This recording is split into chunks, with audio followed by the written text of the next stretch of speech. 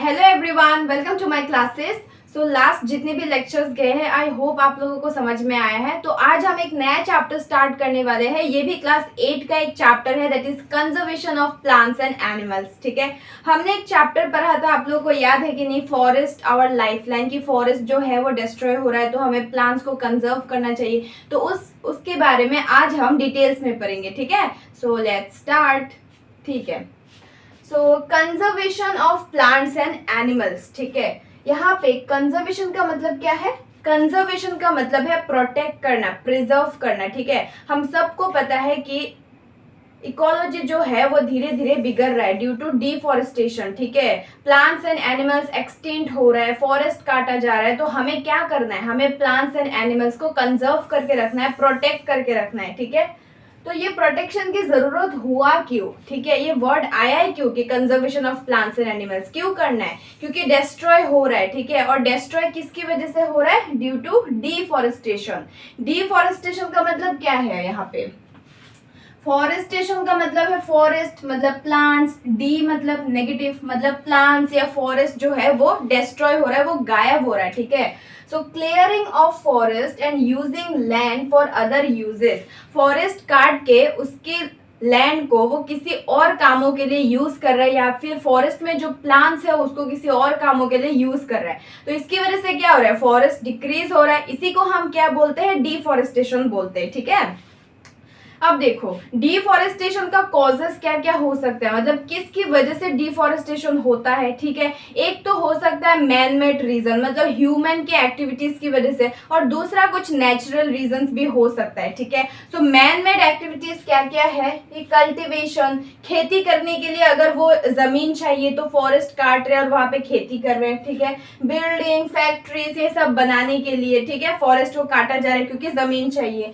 Then furniture, fuel, जो would है वहां से फर्नीचर बना रहे हैं, या फिर जो वुड है वो कुछ प्लांट्स है मेडिसिन की तरह यूज होता है, कुछ है कि फ्यूल बनाते हैं वहां से, और बहुत एक्सपेंसिव जो प्लांट्स होते हैं वो बहुत दामों में बेचते हैं ना। बहुत सारे रीजन है, ये कुछ मतलब ह्यूमन एक्टिविटीज है जिसकी वजह से क्या हो रहा है? डिफॉरेस्टेशन हो रहा है, मतलब फॉरेस्ट को काटा जा रहा है। मेन रीजन तो यही है कि पॉपुलेशन इंक्रीज हो रहा है, क्योंकि पॉपुलेशन इंक्रीज हो रहा है उस वजह से घर चाहिए, और जितना पॉपुलेशन ज्यादा होगा उतना ही ज्यादा लोगों को घर चाहिए होगा, और घर बनाने के लिए ऑब्वियसली जमीन चाहिए। ठीक है, और फिर वो फर्नीचर बनाने के लिए क्या चाहिए? वुड चाहिए। तो इसकी वजह से क्या हो रहा है? डिफॉरेस्टेशन हो रहा है। ठीक है, कुछ नेचुरल चीजें भी होता है, लाइक फॉरेस्ट फायर, जंगल में कभी कभी आग लग जाता है ना, तो उसकी वजह से भी फॉरेस्ट डिस्ट्रॉय होता है ना। सीवियर ड्रॉट, सीवियर ड्रॉट का मतलब है सूखापन पर जाना। ठीक है, लाइक डेजर्ट, डेजर्ट में क्या होता है? प्लांट्स नहीं होता, वैसे ही सूखा पर जाना उसको बोलते हैं ड्रॉट। ठीक है, तो ये तो नेचुरल कारण मतलब नेचुरल रीजन है, फॉरेस्ट फायर और सीवियर ड्रॉट, बट ये दोनों भी ह्यूमन की एक्टिविटीज की वजह से ही होता है। ठीक है, सो हमें पता चल गया डिफॉरेस्टेशन क्या है, कि फॉरेस्ट जो है वो धीरे धीरे डिस्ट्रॉय हो रहा है, और उसके कॉजेस क्या क्या है कि किसकी वजह से फॉरेस्ट डिस्ट्रॉय हो रहा है वो हमने डिस्कस किया। ठीक है, अभी जो ये डिफॉरेस्टेशन हुआ है इसकी वजह से क्या रिजल्ट, क्या इफेक्ट पड़ा है इस अर्थ में, वो हम डिस्कस करते हैं। ठीक है, ठीक है, तो चलो अभी डिस्कस करते हैं कॉन्सिक्वेंसेस ऑफ डिफॉरेस्टेशन। ठीक है, यार तुम लोग बोर तो नहीं हो रहे हो ना? अब बोर हो भी रहे हो तो मैं क्या कर सकती हूँ, ऐसे ही पढ़ो थोड़ा बोर होके। ठीक है, पढ़ना पड़ेगा। चलो बोर मत हो, पढ़ो। हाँ, कॉन्सिक्वेंसेस ऑफ डिफॉरेस्टेशन। कॉन्सिक्वेंसेस का मतलब क्या है? कॉन्सिक्वेंसेस का मतलब है रिजल्ट, परिणाम, नतीजा। मतलब डिफॉरेस्टेशन जो हुआ, भाई मैं बहुत हिंदी, शुद्ध हिंदी बोल रही हूँ, परिणाम, नतीजा क्या बोल रही हूँ मैं। हाँ, तो डिफॉरेस्टेशन का रिजल्ट, डिफॉरेस्टेशन की वजह से क्या क्या हुआ है उसको बोलते हैं कॉन्सिक्वेंसेस। ठीक है, तो डिफॉरेस्टेशन ने हमको क्या क्या दिया है? देखो कितनी अच्छी अच्छी चीजें दिया है ना। First is global warming.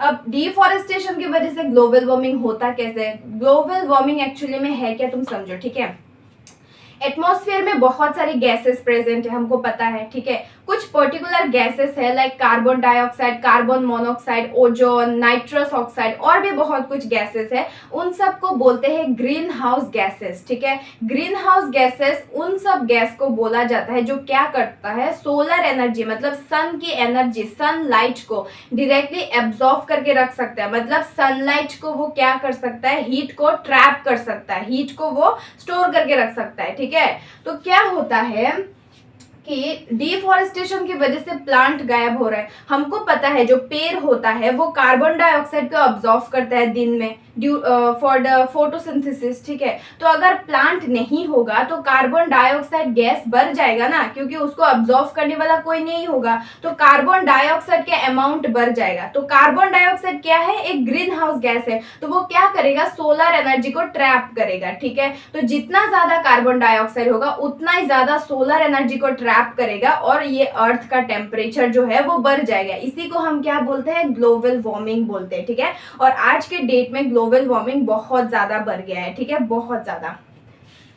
देखो पसीना गिर रहा है, ये देखो ये देखो, ये भी डिफॉरेस्टेशन का एक रीजन है, ठीक है। ना डिफॉरेस्टेशन होता ना ग्लोबल वार्मिंग होता और ना गर्मी लगती इतना ज्यादा यार, ठीक है। ओके, नेक्स्ट इज डेजर्टिफिकेशन, मतलब ड्रॉट, सूखापन पर जाना। कोई भी एक अच्छा एरिया है, मान लो पहले प्लांट था, ठीक है, अभी प्लांट गायब हो गया, प्लांट को काट दिया, तो अगर प्लांट काट दिया वहां पे तो वहां पे रेनफॉल नहीं होगा, वाटर साइकिल डिस्टर्ब हो जाएगा। हमको पता है कि जो प्लांट्स होता है, नेक्स्ट पॉइंट पढ़ेंगे, ठीक है। तो प्लांट नहीं होगा तो रेनफॉल भी नहीं होगा, रेनफॉल नहीं होगा तो वहां पे सूखापन आ जाएगा और प्लांट भी ग्रोथ नहीं करेगा, ठीक है। जो जमीन है वो बंजर जमीन बन जाएगी, मतलब वो नॉर्मल जो एक लैंड था वो डेजर्ट में कन्वर्ट हो जाएगा। इसी को हम क्या बोलते हैं, डेजर्टिफिकेशन, मतलब ड्रॉथ। देखना कि कहीं कहीं जमीन क्या होता है, फटा होता है, मतलब एकदम सूखा पड़ जाना, उसको बोलते हैं ड्रॉट, ठीक है।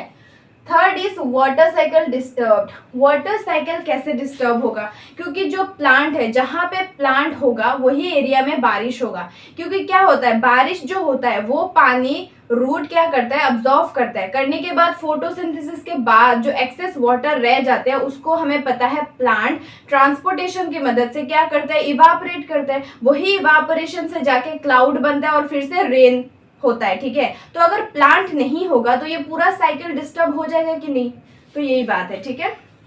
Next is soil fertility decrease. Obviously plant नहीं होगा तो न्यूट्रिशन एब्जॉर्व कौन करेगा, और फिर वो प्लांट एनिमल मरने के बाद जब डिकम्पोजर्स वही न्यूट्रिशन सॉइल में वो देते हैं। तो अगर प्लांट ही नहीं है तो फर्टिलिटी किस बात का है ना, वो जमीन भी बंजर बन जाएगा, वो जमीन सूखा पड़ जाएगा, तो उसमें कोई न्यूट्रिएंट्स होगा ही नहीं, तो वो जमीन जो है वो फर्टाइल नहीं रहेगा उसमें, और प्लांट ग्रोथ करने वाला लायक जमीन नहीं बचेगा, ठीक है।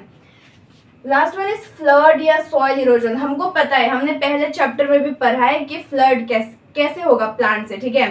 जो रेन, अगर रेन हुआ, ठीक है, तो अगर प्लांट नहीं है तो जो पॉन्ड, लेक, ओशन, सी है उन सब में ओवरफ्लो हो जाएगा, क्योंकि रेन वाटर को क्या करता है, प्लांट अब्जॉर्व करता है फोटोसिंथेसिस के लिए या उसकी जरूरत के लिए, और जो एक्सेस होता है वही रेन वाटर अब्जॉर्व करके वो एक्सेस में क्या करता है, इवापोरेशन के थ्रू क्या करता है, फिर से आसमान में भेजता है। वही साइकिल तो चलता रहता है ना, रेन गिरा, वही रेन वाटर को अब्जॉर्व किया, फिर ट्रांसपोर्टेशन के थ्रू उसको इवापोरेशन किया करके फिर क्लाउड बना, फिर वहां से रेन हुआ। तो अगर प्लांट नहीं होगा तो रेन होने के बाद जो भी पानी रहेगा वो ओवरफ्लो हो जाएगा और फिर फ्लड आ जाएगा। और सॉइल इरोजन तो होगा ही, क्योंकि जो रूट होता है प्लांट का वो सॉइल को बाइंड करके रखता है ना, एंकरेज करके रखता है। तो अगर प्लांट नहीं होगा तो ऑब्वियसली सॉइल इरोजन होगा, ठीक है। तो ये कुछ कॉन्सिक्वेंसेस है डिफॉरेस्टेशन का, जो कि बहुत ही ज्यादा डेंजरस है। ओवरऑल बोलूं तो क्या होगा, पूरा इकोलॉजी इम्बैलेंस हो जाएगा, ठीक है। इकोलॉजी में जितना भी प्रॉब्लम हो रहा है सबका रीजन एक ही है, डिफॉरेस्टेशन, ठीक है। तो ये डिफॉरेस्टेशन जो है उसको कंट्रोल करने के लिए गवर्नमेंट ने कुछ रूल, कुछ मेथड अप्लाई किया है, वो अभी हम डिस्कस करते हैं, ठीक है। कभी सुकून कभी लगे भला है। ओ, मैं क्या बोल रही हूँ, मेरा पता है बहुत गाना गाने का मन करता है यार, लेकिन मेरा गला ऐसा है कि जब मैं गाऊँ तब कौवा भी शर्मा जाए। हाँ ठीक है, चलो पढ़ते हैं, ठीक है। और देखो मैं जो ये सब पढ़ा रही हूँ ना, लेक्चर देख रहे हो, उसके बाद मैं जो नोट्स, मतलब मैं उतना वैसे नोट्स नहीं दे रही हूँ, मैं बार बार बोल रही हूँ कि कॉन्सेप्ट पढ़ के फिर एनसीईआरटी पढ़ो। एनसीईआरटी में सब कुछ दिया हुआ है, लेकिन फिर भी ऐसे नोट डाउन कर लेना समझने के लिए, मतलब तुम्हें जैसा ठीक लगे वैसे खुद के हिसाब से नोट्स बनाना, ठीक है। चलो, कंजर्वेशन मेथड, ठीक है। सो डिफॉरेस्टेशन को रोकने के लिए हमारी प्यारी गवर्नमेंट ने क्या क्या किया है, प्यारा गवर्नमेंट नहीं है बाय द वे, ओके।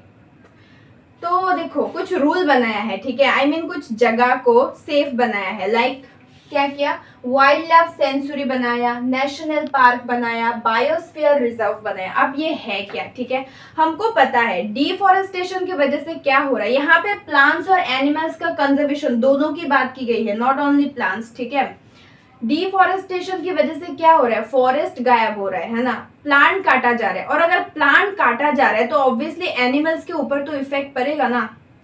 क्या हो गया यहाँ पे, लगता है फंगाई का इन्फेक्शन हुआ है, ठीक है। बताओ स्किन का प्रॉब्लम किस माइक्रोब की वजह से होता है, बताओ कमेंट में, ठीक है। चलो क्या बोल रही थी मैं कि हाँ, डिफॉरेस्टेशन की वजह से फॉरेस्ट गायब हो रहा है, प्लांट काटा जा रहा है, तो उसका इफेक्ट एनिमल्स के ऊपर आया कि नहीं आया, क्योंकि उस हैबिटेट में जो एनिमल्स रहते थे उसका तो घर छिन गया ना, तो वो बेचारा एक्सटिंक्ट हो जाएगा ऐसे ऐसे। तो हमें प्लांट्स और एनिमल्स दोनों को ही कंजर्व करना है, तो उसके लिए क्या बनाया, सबसे पहला है wild life sanctuary. Wild life sanctuary क्या है कि यहाँ पे एक नेचुरल हैबिटेट प्रोवाइड किया जाता है एनिमल्स को कंजर्व करने के लिए, ठीक है।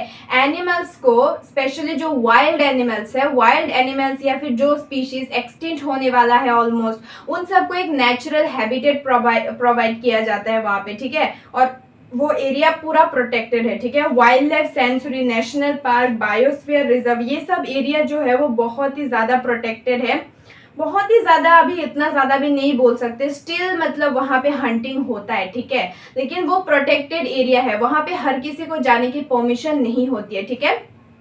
सो वाइल्ड लाइफ सेंचुरी क्या है कि जो एनिमल्स है उनको प्रोटेक्ट करने के लिए वहां पे एक नेचुरल हैबिटेट उन लोगों को दिया गया है। अब जू जो है, जू, तुम लोग जू जाते हो ना, क्या देखते हो जाके वहां पे, बंदर देखते हो क्या, बाकी सब भी देखा करो, ठीक है।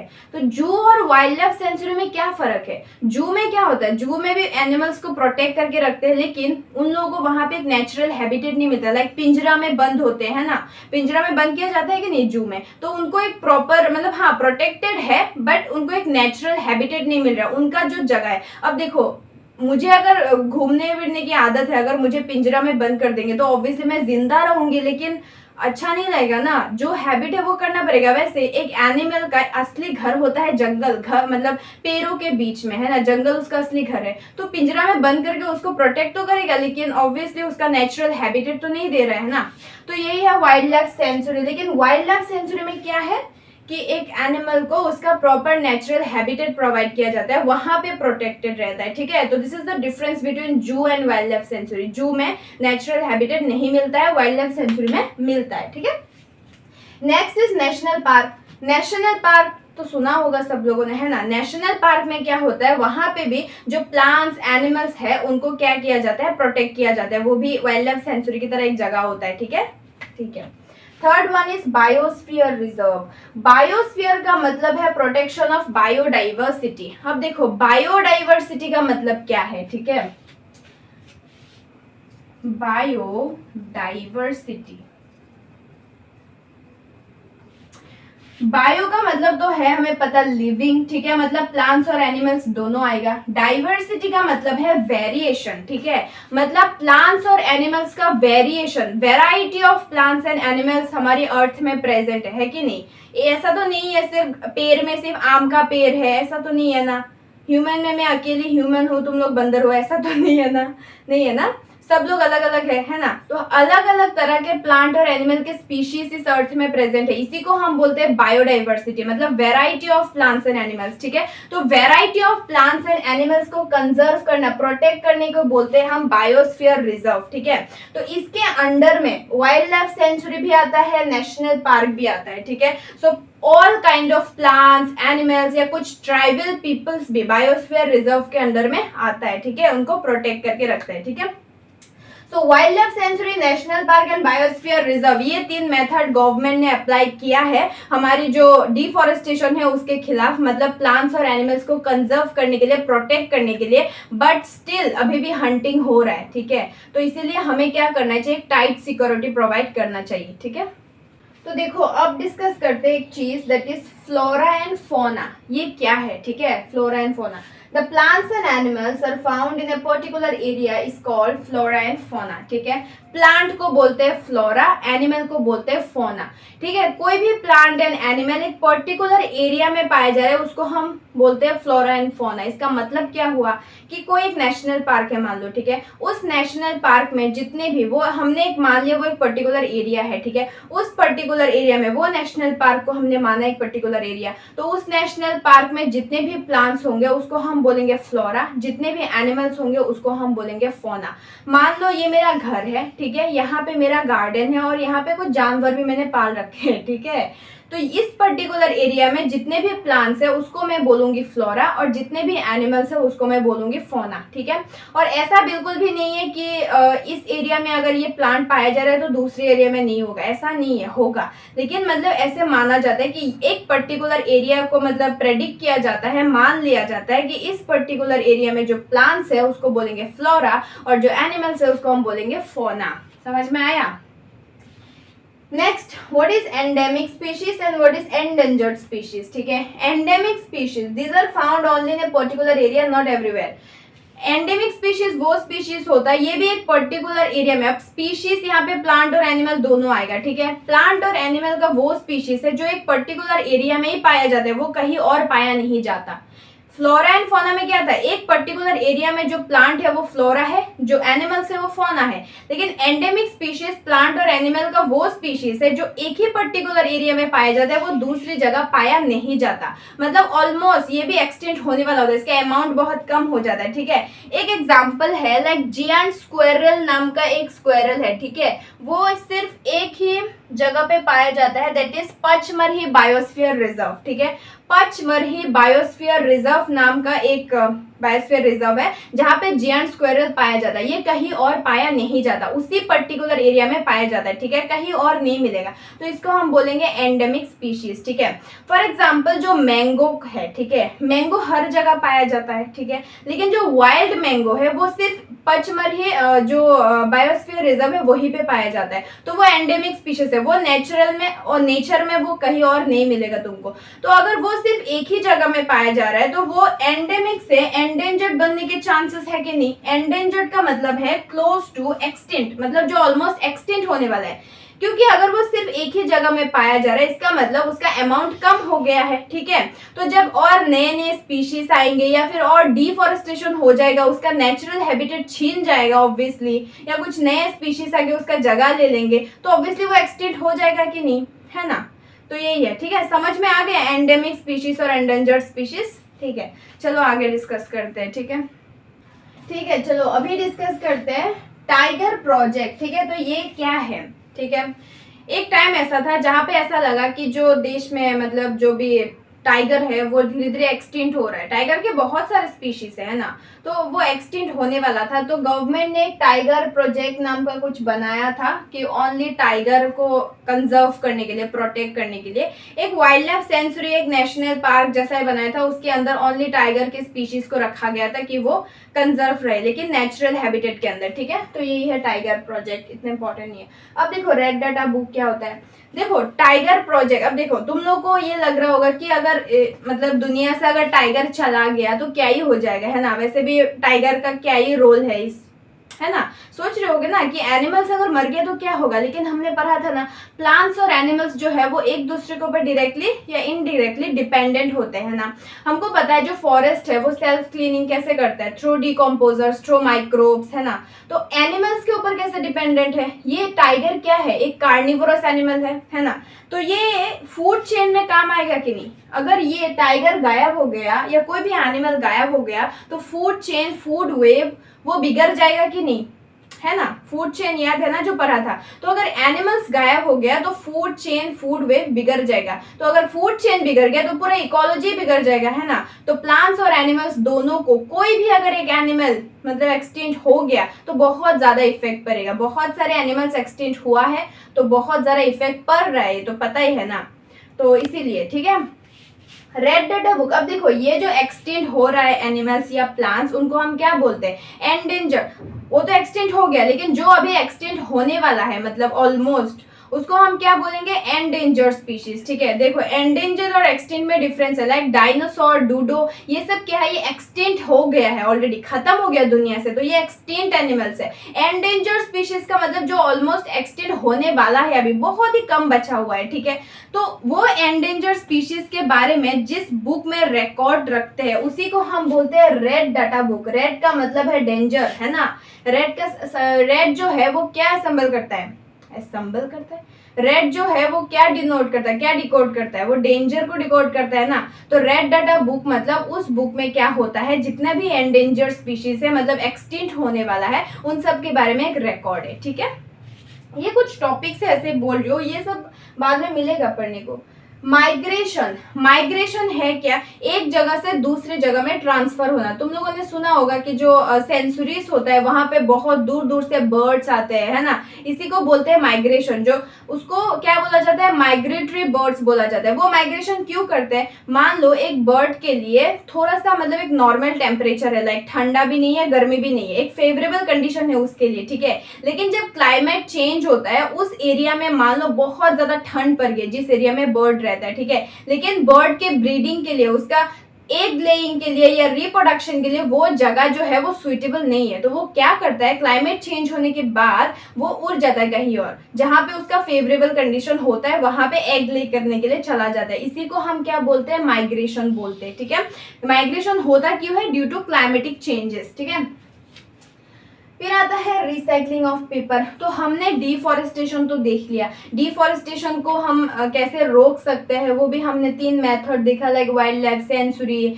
नेशनल पार्क, बायोस्फीयर रिजर्व, इन सब की वजह से स्टिल हो रहा है ना। एक और हम रूल हम एक मतलब खुद से कर सकते हैं, that is recycling of paper. हमको पता है जो पेपर होता है वो बैम्बू से बनता है या कुछ वुड से भी बनता है ना। तो अगर हम खुद क्या करें, पेपर को रिसाइकल करें। पेपर को रिसाइकल करने का बहुत मेथड्स होता है, तो वो हम कर सकते हैं। You know what one thing कि 1 टन का मतलब है 1000 kg। 1000 kg पेपर बनाने के लिए 17 पेड़ को काटा जाता है। Can you believe it, 17 grown tree, मतलब बहुत बड़े बड़े एकदम फुल्ली ग्रोथ ट्री 17 काटा जाता है 1000 kg पेपर बनाने के लिए। तो कितना ज्यादा प्लांट को काट रहे हैं यार, सोचो जरा। तो इसीलिए हमें आधा आधा लिख के पेपर वेस्ट नहीं करना है। ठीक है, दिस इज आवर रेस्पॉन्सिबिलिटी। थोड़ा इकोलॉजी के बारे में सोचो, ये सब पढ़ाई क्यों कर रहे हो, ताकि हम अवेयर हो जाए, है ना। तो आधा आधा लिख के पेपर वेस्ट मत करो प्लीज। ठीक है, तो रिसाइकलिंग ऑफ पेपर का मतलब है कि कोई भी पेपर तुमने यूज किया, उस पेपर को किसी केमिकल में डुबो के उसको हम फिर से रीयूज कर सकते हैं। ठीक है, बहुत सारे मेथड है, बस अभी इतना जानो कि रिसाइकलिंग ऑफ पेपर से डिफॉरेस्टेशन कम हो सकता है। And the main important thing and the last method is reforestation. Reforestation और deforestation सुन के समझ में आ गया होगा। जो डिफॉरेस्ट हुआ है उसको फिर से मैंने मतलब प्लांट लगाओ। ठीक है, मतलब मान लो कोई एरिया है वहां पे डिफॉरेस्टेशन हुआ, इसका मतलब क्या है कि वहां पे जो प्लांट था वो काटा गया। अब उसको रिफॉरेस्टेशन में कैसे कन्वर्ट करें, वहां पे जितना भी प्लांट्स था, जितना स्पीशीज का, यार इतना ज्यादा पसीना आ रहा है। ठीक है, डिफॉरेस्टेशन की वजह से। ठीक है, उस प्लांट मतलब एक एरिया में जितना भी प्लांट काटा गया है, जितना सेम स्पीशीज का प्लांट तुम्हें ग्रो करना है, इसी को हम बोलेंगे रिफॉरेस्टेशन। ठीक है, यही रीजन है, और मतलब उपाय नहीं है। ठीक है, डिफॉरेस्टेशन को रोकने का प्लांट लगाना ही पड़ेगा। ठीक है, तो यहीं पे ये चैप्टर खत्म हो जाता है। ठीक है, conservation of plants and animals. इस चैप्टर में उतना कॉन्सेप्ट वाला कुछ चीज नहीं था, this is only for general awareness. ठीक है, जो कि इंपॉर्टेंट है। ठीक है, खुद अवेयर हो और दूसरों को भी, आसपास के लोगों को भी अवेयर करो कि प्लांट ना काटे, उनको समझाओ कि क्या हो रहा है एक्चुअल में। ठीक है, सो नेक्स्ट हम डिस्कस करेंगे क्लास 9 का chapter, that is cell the unit of life. It will be interesting, I hope. Okay, so bye bye. अच्छे से पढ़ो, एनसीईआरटी अच्छे से पढ़ो। ठीक है, ये लेक्चर देखिए, एनसीईआरटी पढ़ लो अच्छे से, सब कुछ समझ में आ जाएगा। ठीक है, सो बाय बाय।